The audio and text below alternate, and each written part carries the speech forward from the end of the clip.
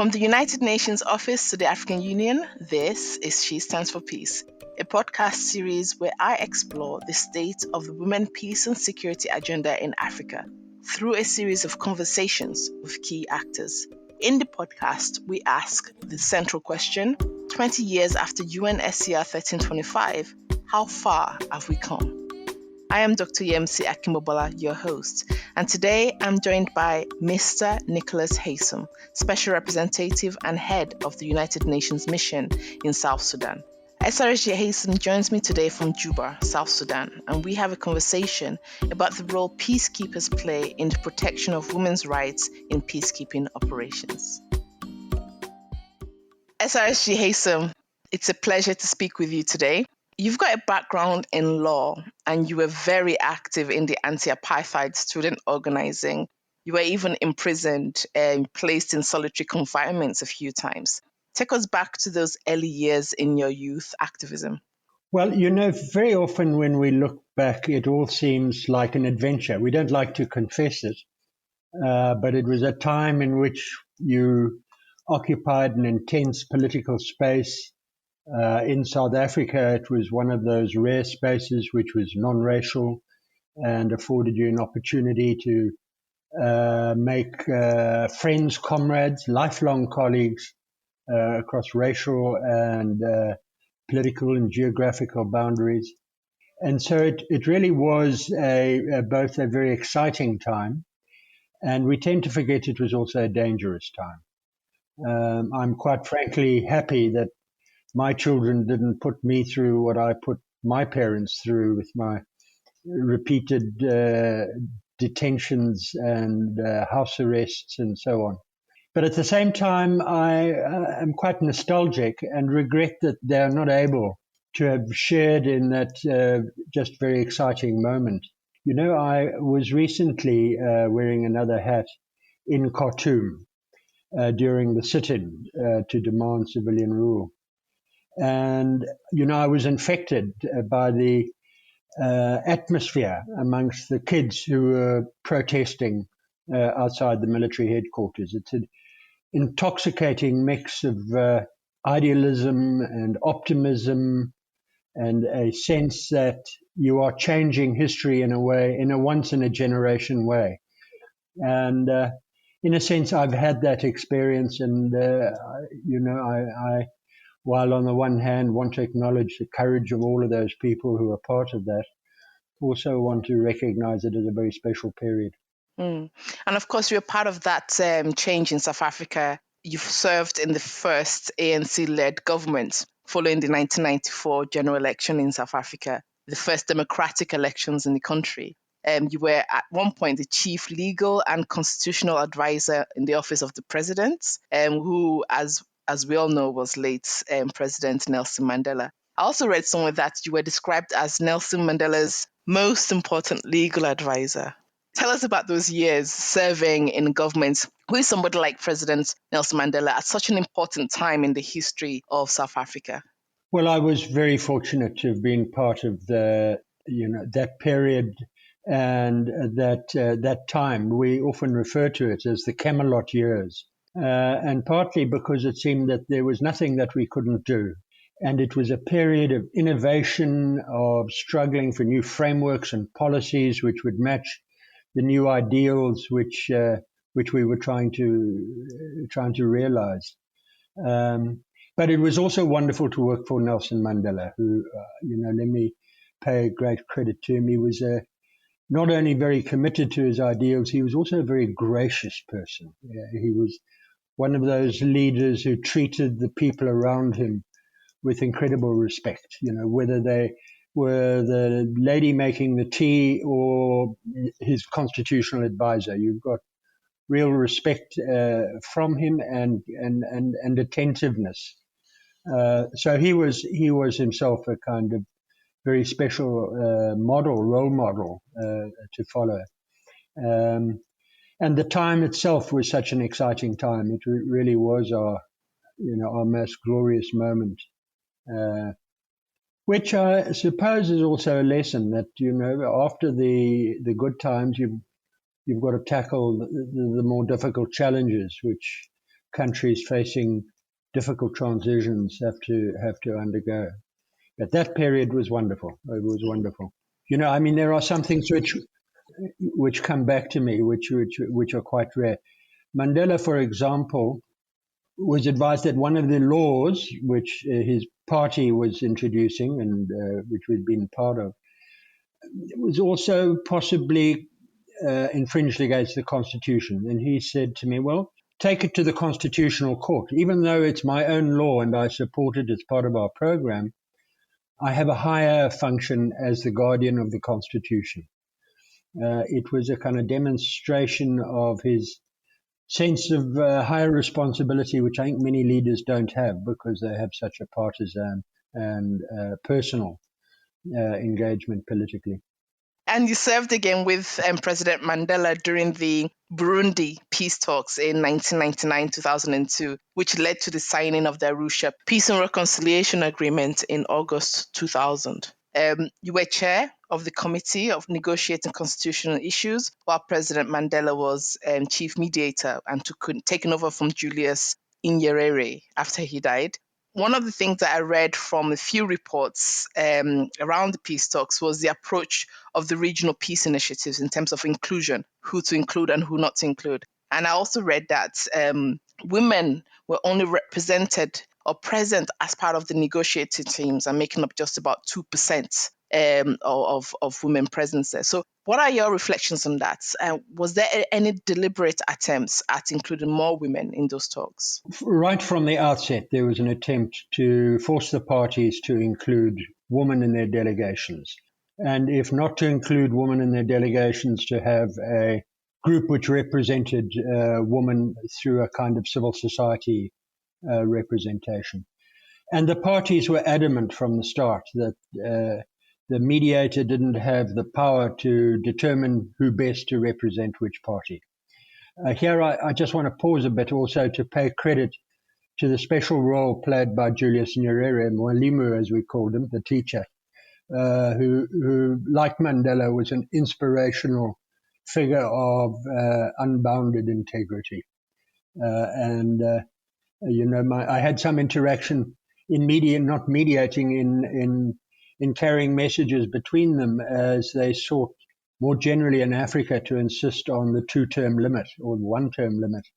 And Nyerere himself, who people often forget, resigned shortly after he was first elected president for the same reason, but eventually was persuaded to come back, was a great believer that leaders should not stay long in office, and criticized himself, which he was wont to do, for having done so. On the question of women's representation, the difficulty comes that faces the mediator is precisely in trying to guide the parties in the way in which they're represented. We were slightly informed by what had happened in South Africa, where all the parties had agreed up front that 50% of their representatives would be women at the multi-party talks. But we simply were unable to persuade the Burundians to do the same. And I think it was short-sighted, but there was one issue they raised, which I sometimes refer to, which is that women's representation is not quite as neutral as it sounds. And in the case of Burundi, there was an argument that because of the terrible massacres of intellectuals which had taken place in the 70s, there was women with education generally came from one ethnic group, and that the call for ethnic representation was being led by one of the parties in a partisan manner. In other words, to secure additional representation from the Tutsis in the ethnic makeup. The other issue which Burundi raised was just simply there were no rules about who should represent whom. It wasn't a typical case where there was a rebel movement and a government sits down together, which was more classically the case in Sudan and South Sudan.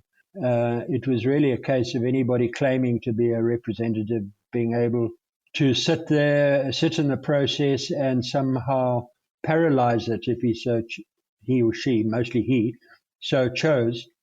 And it raised the question for mediators: how do we establish a basis for representation In cases like Burundi, where the only apparent qualification was that you put yourself forward. And I think it continues to be one of the thorny issues facing the facilitators of peace negotiations.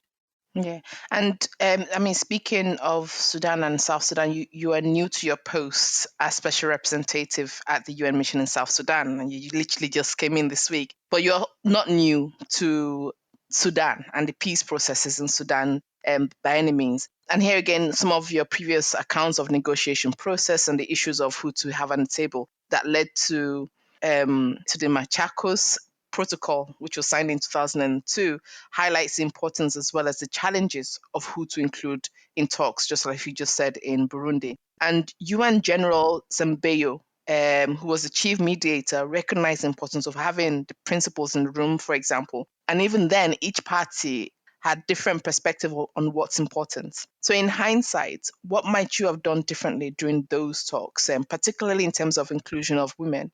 Well, let me focus on the question of inclusivity writ large. Round about this time, there was a new emphasis placed in sort of best practice in mediation to insist on inclusivity for the obvious reason that, a peace agreement won't hold if not everybody's at the table, and many of the armed groups are not bound by the agreement. So best practice would suggest that particularly where you're dealing with a ceasefire, fighters have to negotiate with fighters. Otherwise, there won't be peace.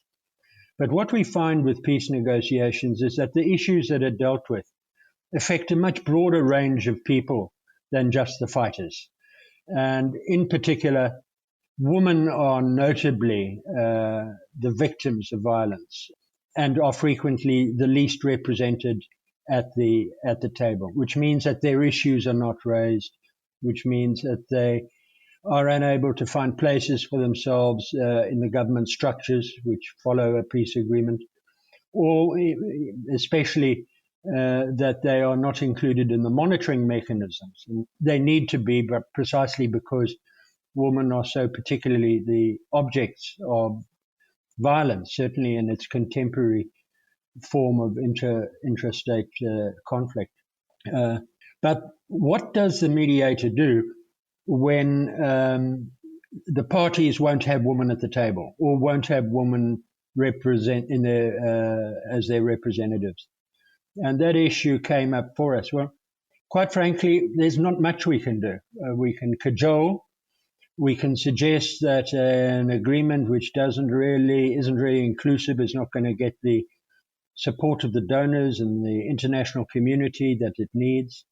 But at the end of the day, you're left with what the parties feel. And in the South Sudan peace negotiations, the Naivasha process, the SPLMA and the Sudanese government were insistent that they represented the full spectrum, that there was no need to include other militias, and that they would impose whatever peace agreement is on their respective sides of the table and on the militias which fell within their geographical range of control. And we warned that, the danger is you're going to sign a peace agreement and there's going to be continuing violence elsewhere. And that's exactly what happened in Sudan. No sooner was the ink dry on the comprehensive peace agreement than conflict flared up in Darfur. And the country was really drawn into another decade or 2 decades of conflict. And in speaking about the challenges facing mediators on ground when you're dealing with the participants on the table, in an interview on the IGAD Talks in Sudan, you said, and I quote you said, implementation is often the poor child of peace negotiations. What did you mean by that? Well, there's a rush to sign peace agreements, and there's tremendous international pressure, including from the United Nations and possibly the Security Council, to sign off on peace agreements. The implication is that at the first opportunity, a signing ceremony is arranged, and that's when the ministers and the heads of state arrive, and there is generally celebration. But what we found is that most peace agreements broke down shortly after signature, research has shown. And one of the reasons is that nobody attends to the implementation. In other words, who's going to pay for it? When is it going to be done? Who is responsible for doing this? By which stage? In what sequence? And unless you give careful implementation to how to and who is going to implement the agreement, the thing tends to break down in the acrimonious environment after the peace agreement, which is why we generally insist in peace agreements that almost a separate phase of the negotiations be dedicated to the question of who's going to do what, where, and when. Peace agreements, don't have a high record of success, and there are a lot of reasons for that. The failure to build the proper institutions, the lack of resources which are necessary to, deal with the aftermath of conflict and the recovery that the society needs to go through. But what we do know is that to the extent that women are involved, both in the negotiation and in the implementation, the factual evidence shows a higher probability of successful implementation.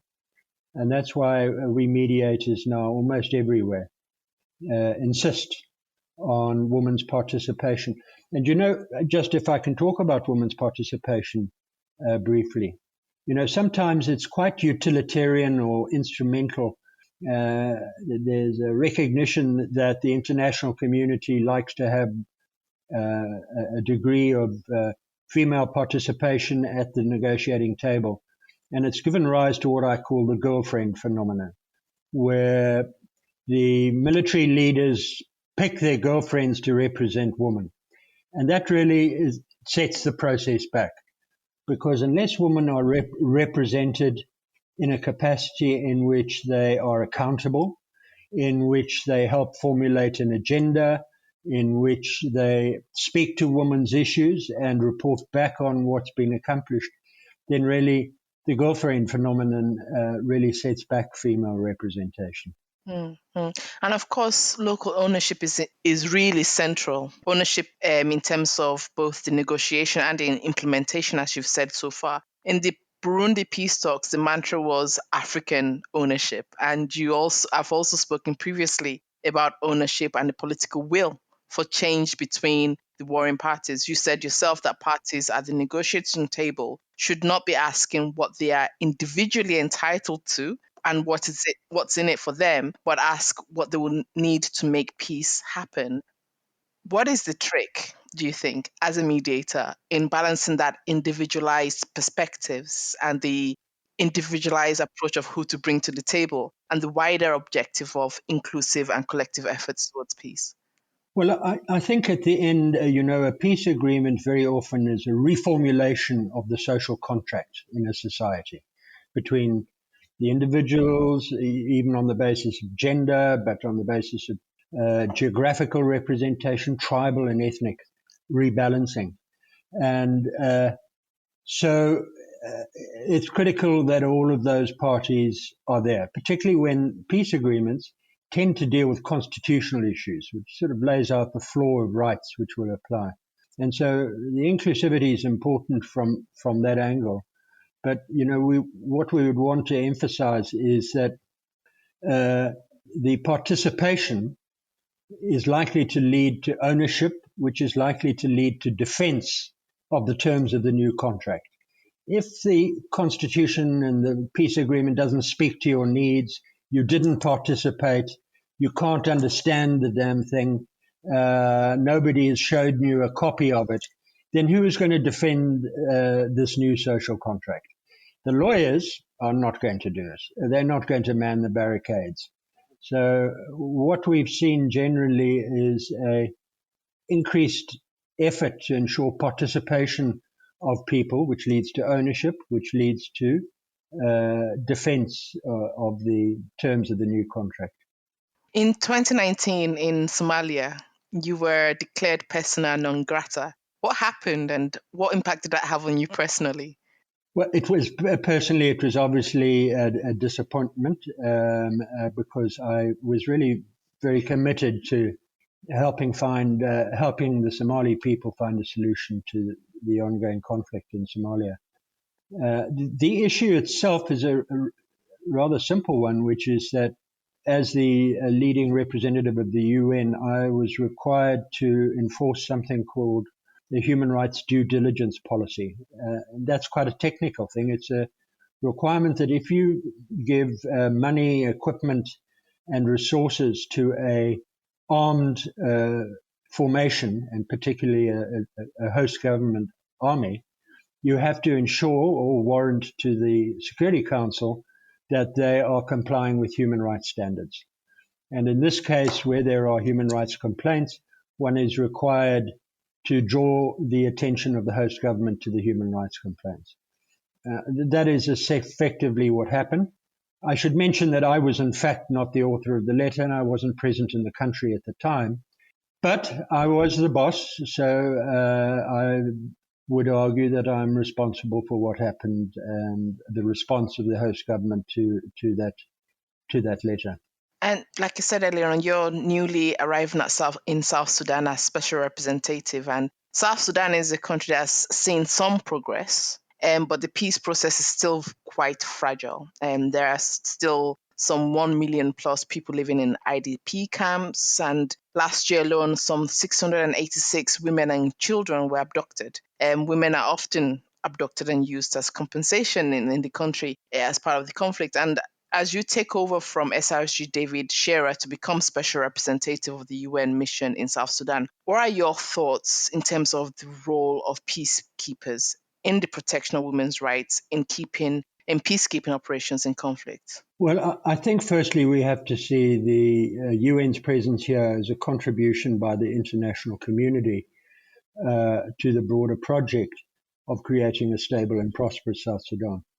And in that regard, we will be under continuous pressure to show that we can make the greatest impact with the resources that we have, which includes up to 17,000 armed peacekeepers from around the world. But one of the challenges we will face is ensuring that that impact is one which increases the sense of safety and security of ordinary people, and notably women, in respect of which there have been all kinds of predatory practices here in the course of the conflict. One of the issues we've been facing is that as the political conflict has diminished, what we call subnational conflict has escalated. And subnational conflict has taken the form of what some people call traditional modes of conflict, notably cattle theft and cattle rustling, but also predatory raids on rival ethnic groups to abduct women and to carry them off and children to the other communities. And that poses a problem. Some say, well, the UN can't be expected to deal with traditional forms of intertribal conflict that have existed for centuries. But I'm not sure. I think it is our obligation.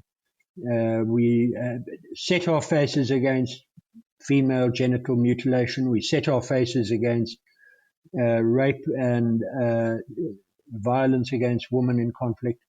And we can't allow practices masquerading as traditional practices to allow that to continue. How we deal with it, of course, may involve a complex range of responses, which includes organizing women to protect themselves, at least through forms of community watches, developing conflict resolution mechanisms, machinery for elders in communities to negotiate the return of cattle and women, which we are doing at the moment. And then more generally trying to interpose ourselves, extend and demonstrate our presence, project our presence in a way which discourages the ethnic violence. Now, to be sure, the ethnic violence is not a simple continuation of old ethnic patterns. Of course, it takes place where the militias are armed with the latest small arms and semi-automatic weapons, and in which the death tolls extend beyond what in other countries would be considered civil wars. But I think we're required to put pressure on the government to do what it can do. especially in regard to an area which is just chock-a-block full of small arms, so as to limit it. And the hope is that we can deepen and extend the levels of peace there are, and sometimes it's only baby steps forward, step by step, so that we create the conditions in which a more robust exchange of political compromises can be made, and the communities can find the arrangements by which they can live together peacefully. So we've got to deepen the peace. Yeah. Brilliant, brilliant. Thank you very much, SRSG Haysom. Now, we've talked about your work and your professional background and your reflections on the role of peacekeepers in protecting women's rights in peacekeeping. So now to end the interview, and this is a question that I ask everybody on my interviews, tell us something about you, right? Outside of your professional work, who is Nicholas Haysom at home? What can we find out about you, or what can you tell us about yourself that we can't find on Google? Wow. I'm a citizen of the world, at home in Africa, Europe, and New York, where currently my wife and children live. I'm probably a bit of an ordinary guy who, had he grown up in different circumstances, would be watching sport on a Saturday afternoon if I wasn't playing sport. But because of growing up where I grew up and the moral dilemmas placed in front of you really forced you to put values above, self-interest or self-preservation, for which I think, very grateful, because I'm very conscious that I've had a wonderfully privileged life, in the sense that I've been able to engage in meaningful activity, meaningful engagement with situations in which you can make a difference, in which a difference is capable of being made. And not many even peacekeepers initially face that possible reward. Brilliant. Thank you so much for doing the interview. I hope you've enjoyed it. Thank you very much. Thank you. Thank you.